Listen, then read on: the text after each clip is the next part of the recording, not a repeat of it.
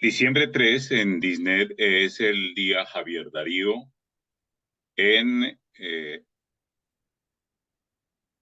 el legado de nuestro maestro y nuestro mentor del proceso periodístico que emprendimos en 1998 con el taller de periodismo que él inauguró y que nos ha dado pie a una tarea ya de 25 años trabajando por los derechos y particularmente el derecho a la información de los seres humanos en la diversidad de la discapacidad. Y diciembre 3 es el Día Internacional de los Derechos de 1.200 millones de seres humanos con discapacidad. Y para conmemorar el natalicio de Javier Darío Restrepo, quien estaría cumpliendo 90 años, él ya hace 3 años nos dejó, estamos con el nieto de Javier Darío, Emilio Rodríguez. Emilio, un saludo y cómo recuerda usted esta fecha del natalicio y el cumpleaños de su abuelo.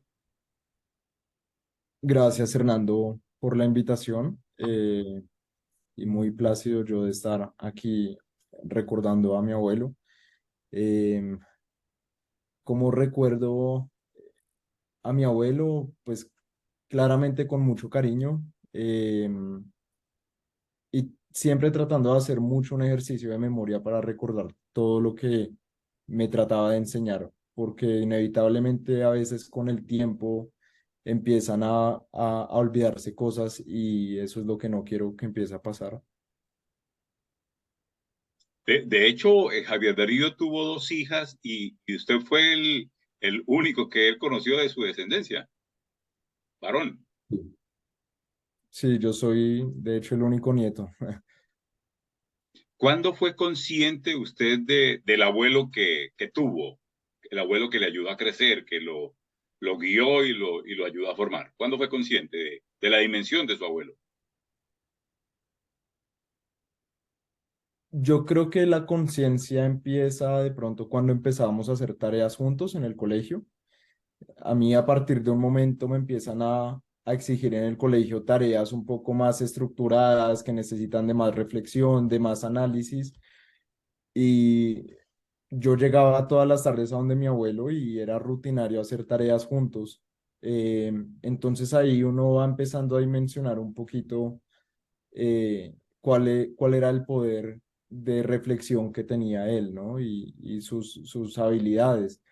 Em, y creo que también desde muy chiquito había alguna noción muy pequeña porque lo, lo acompañaba a veces a entrevistas o, o lo reconocían por la calle. Entonces creo que desde chiquito empezó una cierta noción de hay algo particular en mi abuelo. No sé qué es, pero hay algo particular.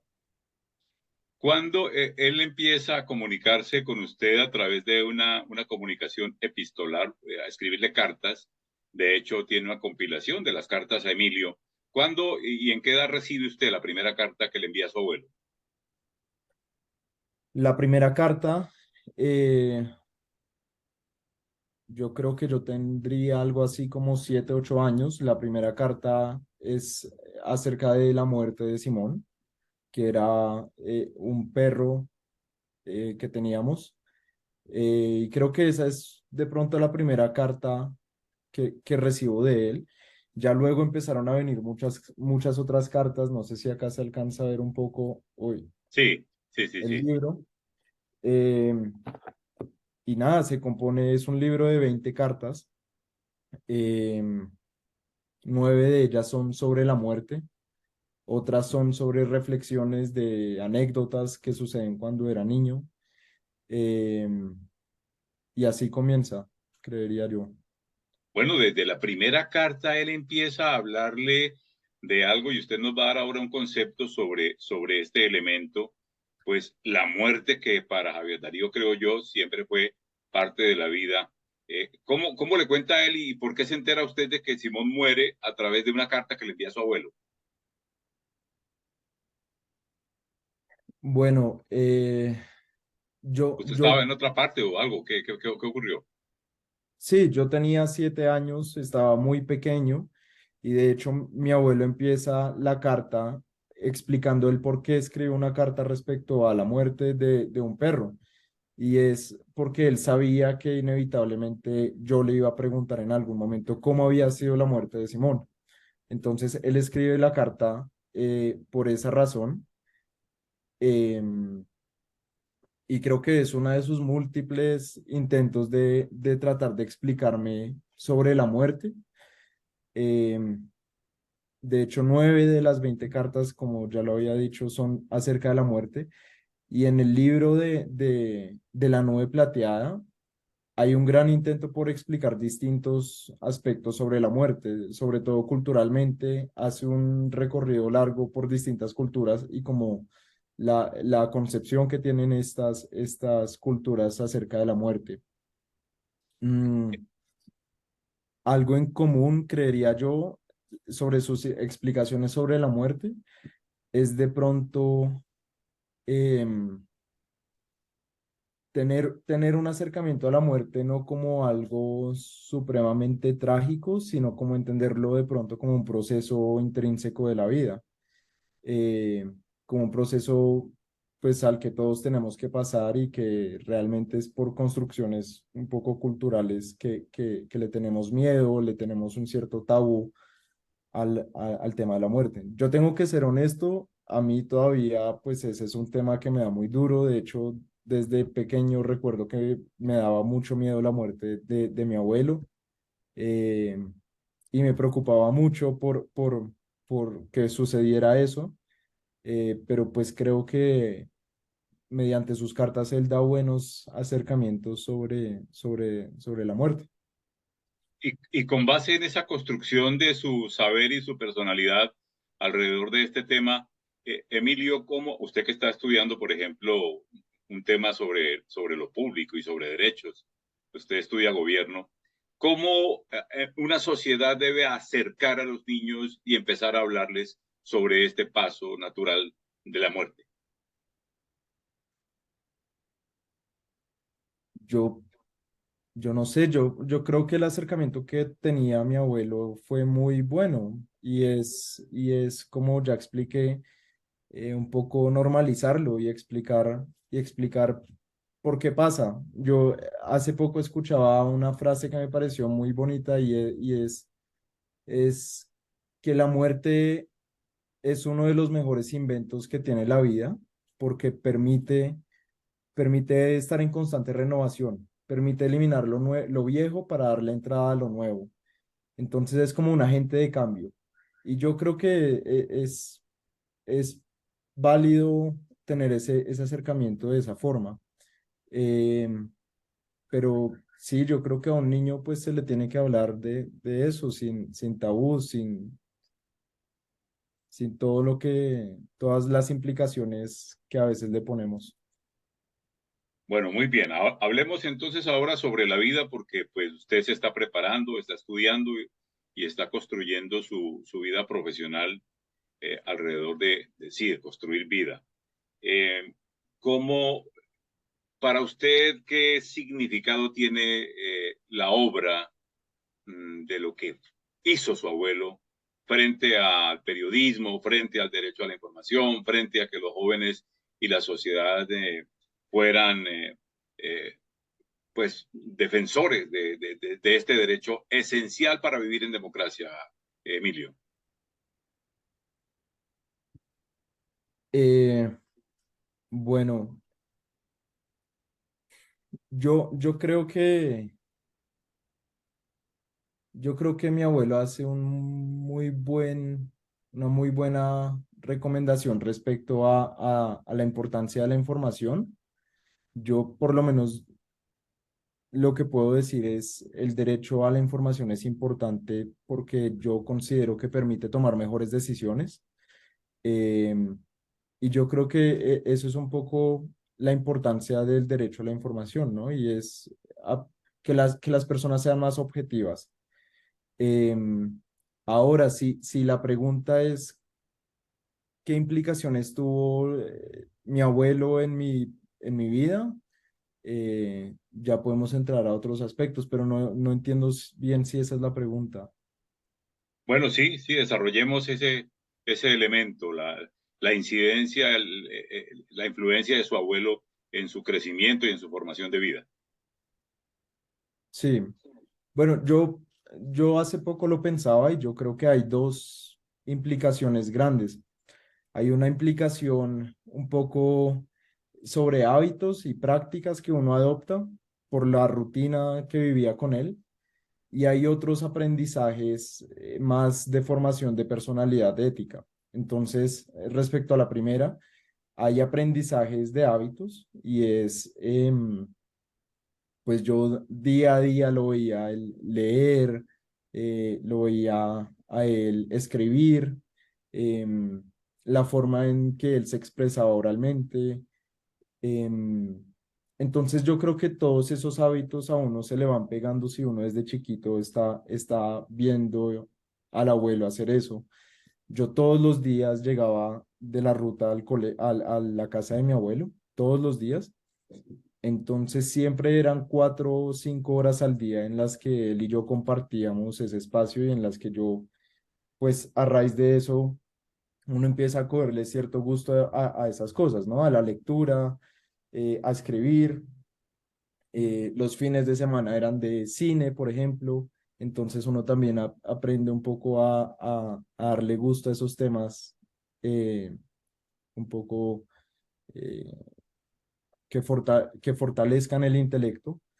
Em, y ya pasando a la otra, que es los aprendizajes respecto a la formación de personalidad ética, pues ahí claramente hay un espectro mucho más grande de lecciones que mi abuelo deja o me deja a mí respecto a la formación de personalidad.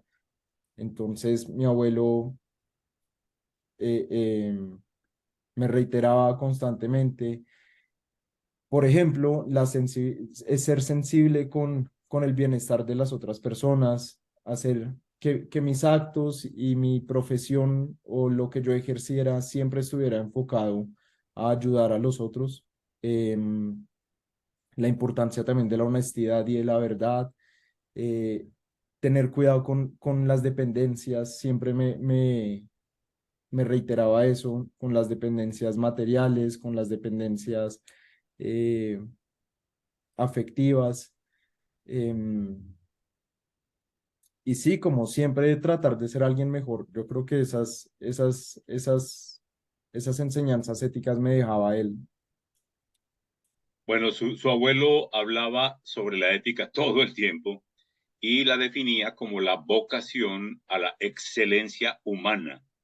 Y usted escoge estudiar para hacer un ejercicio profesional sobre lo público. Y sobre lo público se trabaja en derechos de la gente. ¿Qué influencia tuvo esa vocación ética de su abuelo para la escogencia de su camino profesional, Emilio? Pues yo creo que como lo estaba diciendo ahorita, había un reiterativo consejo de mi abuelo de que lo que usted haga ayude a los otros, ¿sí? O ayude a lo otro, pero que no se quede simplemente en un proceso que le ayude a usted meramente, sino aproveche de pronto los privilegios que usted tiene para ayudar a otras personas. Entonces yo creo que por ahí empieza de pronto la incidencia de él. Em, y también yo creo que hay algo que a mí siempre me tiene pensando y es pensar que lo que hago es un servicio para la gente, que eso fue un poco lo que él siempre me reiteraba y es eh, un poder también ya una gran responsabilidad, ¿no? Y es, si usted tiene el poder, pues porque el gobierno básicamente es también un juego de poderes, si usted tiene un poder, usted tiene que ser consecuente y aportarlo como un servicio para los otros. Usted dice que es justo que el legado de su abuelo pues se cultive, se mantenga y por sobre todo se proyecte sobre nuevas generaciones, sobre nuevos periodistas, sobre nuevos servidores de derechos y de lo público. ¿Cómo hacer para que ese legado se siembre y se proyecte? Mm, bueno, yo creo que es importante un poco apoyarse en las herramientas digitales, como de pronto lo estamos haciendo en este momento.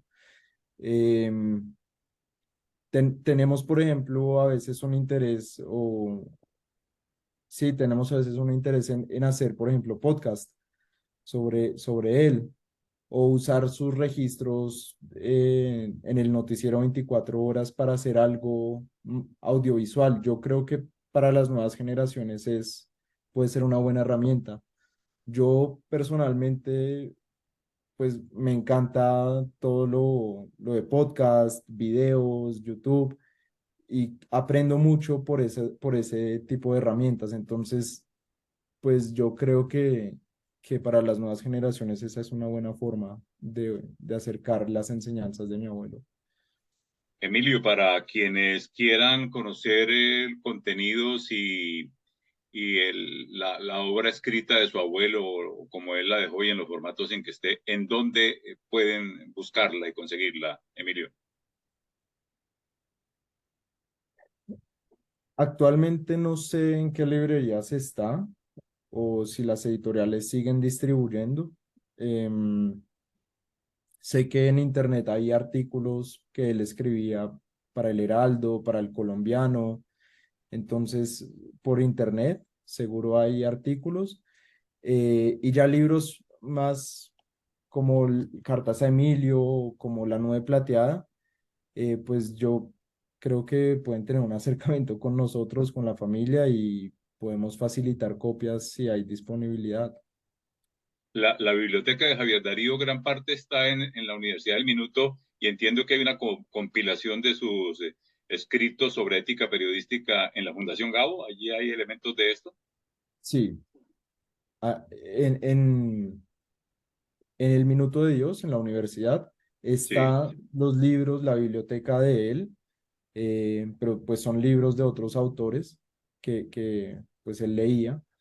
eh, y en la Fundación Gabo también, sí, también es una forma de conseguirlos. Bueno, Y Emilio, gracias por permitirnos estamos, por perdón, permitir, señor.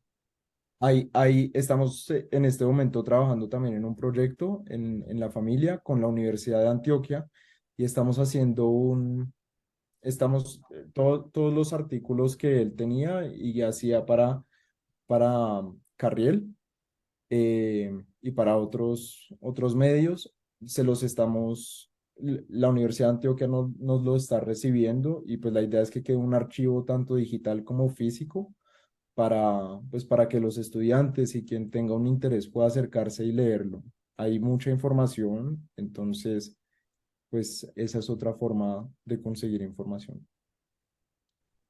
Bueno, terminemos esta conversación, una aproximación a Javier Darío y su legado en este día 3 de diciembre, eh, contándonos, Emilio, a través de su perspectiva, Javier Darío en su edad, en este tiempo, cómo vería la sociedad proyectada hacia futuro. ¿Cómo ve usted y cómo espera que Colombia evolucione para bien, para la excelencia, para la vida, en estos tiempos con todo lo que hay, desde la concepción que tenía Javier Darío y que pues está plasmada en su formación? ¿Cómo ve usted el futuro de la sociedad colombiana? Yo creo que la principal preocupación que él tendría sería respecto a la información, ¿no? Él últimamente, en sus últimos años, recuerdo que hablaba mucho sobre la posverdad, sobre, sobre las redes sociales y todo este nuevo medio de comunicación por medio del Internet.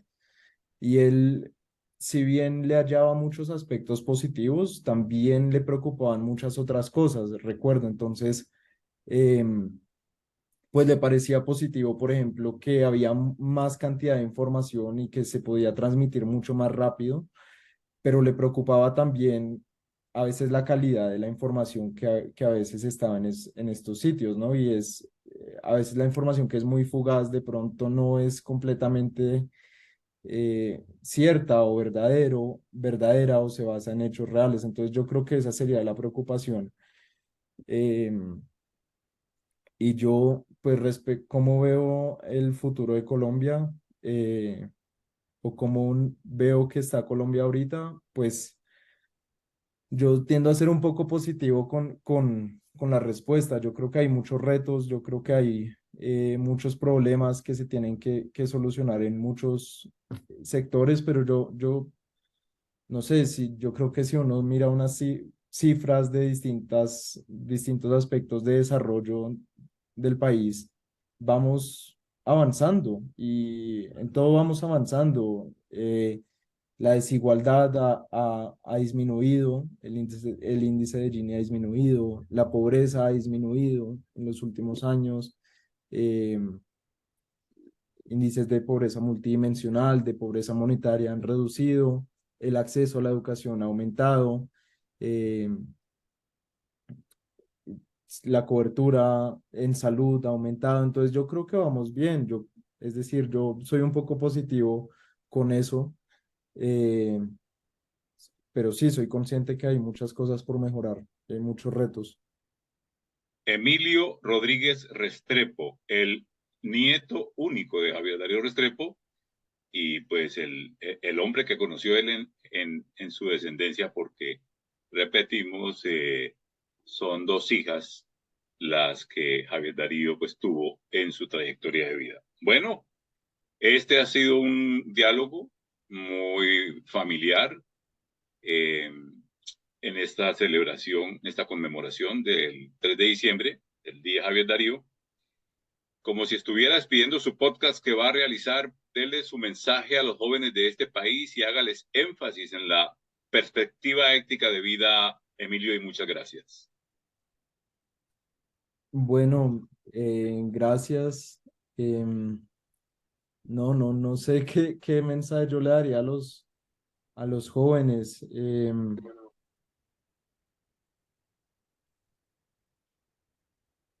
No sé, tendría que pensar, no tengo clara la respuesta en este momento. Siempre pensar en no hacer daño, en hacer el bien, en la excelencia, más o menos las ideas de su abuelo, ¿verdad? Sí, yo creo que puede ir por ahí siempre, eh, sí, pensar en las acciones que uno está haciendo, cómo pueden incidir en las otras personas o en lo otro. Yo creo que eso, de pronto. Bueno, seguimos así construyendo nuestro proceso de ISNET y este relevo que debemos tener con nuevos colombianos como Emilio Rodríguez, el descendiente de Javier Darío Restrepo. Hasta la próxima conexión y quedamos sintonizados en clave de empate 21.